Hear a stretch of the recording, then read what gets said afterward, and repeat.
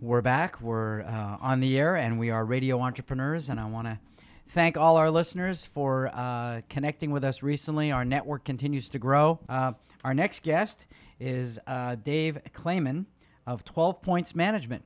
Welcome, Dave. Thank you, Jeff. And today we're going to talk about 401ks, all the things I don't know, or maybe I'm going to be nervous after I know, correct? Well, I hope we don't leave you nervous, but at least thinking about it, sure. Okay, well, I got a 401k, so let's go. What's up?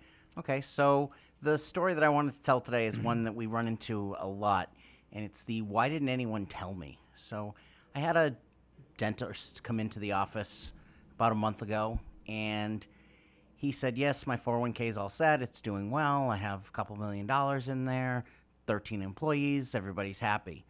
And I asked him when the last time he was that he checked on how much he's being charged.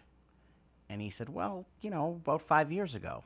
And I said, well, the Department of Labor actually wants you to do it every 3 years. And that's a requirement. And if you didn't do that, that would be a finable offense. And looking at how you're selecting your investments is another key option. So one of the things that's become a big problem for business owners these days that are just trying to help out their employees in running a 401k is that it seems like the IRS must not be collecting enough money from us because the government's now sicked the Department of Labor on all these business owners. They're trying to do the right thing, and they're finding themselves getting fined large amounts. So the Department of Labor has actually brought more actions and collected more in fines in the last 2 years than they did in the first 38 years of ERISA combined. So Wow. So this gentleman had no idea the responsibilities that he had, and he was working with an advisor, and the other big problem for him was that the advisor wasn't a fiduciary.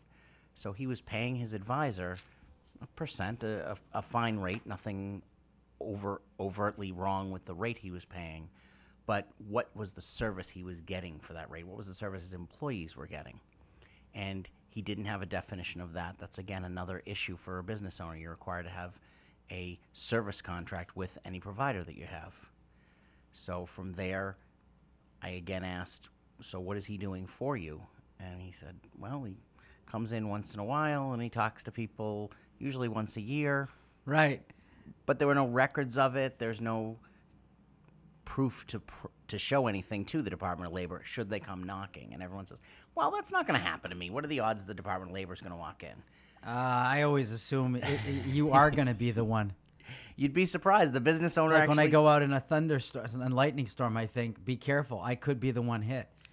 Then you're a much more cautious person than most people, and that's Doesn't a mean good I thing. don't go out. I do, but I go, be careful. I could be the one hit. Well, that's a good stance to have. A lot of people, they're running their business. They're thinking about their dentist office. They're thinking about their machine shop. They're thinking about their food distribution company. So I own a small business. My clients own small businesses. What questions should they be asking that they're not asking now? I think the number one is, if I'm working with an advisor, if I'm got somebody that's getting paid to help me with my plan, the number one question is, are they acting as a fiduciary? Someone who is legally required to act in the best interest of their clients. And that's the big fight going on right now. As a matter of fact, the Department of Labor is proposing new rules that will require you to have a fiduciary on your retirement plan. And the brokerage industry is throwing a big fit. Now, is it a good law? I don't know if any of the laws Well, were because passed. now they're going to be watched over. Right, exactly. Who wants to be watched Nobody over? wants a watchdog. Yeah, of course not. Ask the psychologists who stand alone in their offices. Ooh, I like to pick on psychologists and psychiatrists. They don't have the kind of supervision that... No, of course not. But that is one of the issues. There are legitimate concerns with the proposed law, but there are with every law we pass in this country. The old saying is, if everybody's a little ticked off, then it's probably right. You probably hit it right on the nose. If somebody comes out happy, then you probably came out wrong. So everybody's a little ticked off, and there's a big fight going on in Capitol Hill right now. Oh, if somebody were looking for you or wanted to connect with you at 12 Points Wealth Management, how would they do that? Sure, so they can reach me by phone at 978-318-9502. By email, it's dave@12, spelled out TWELVE, pointswealth.com. You can check out our Twitter handle at 12pointsWM.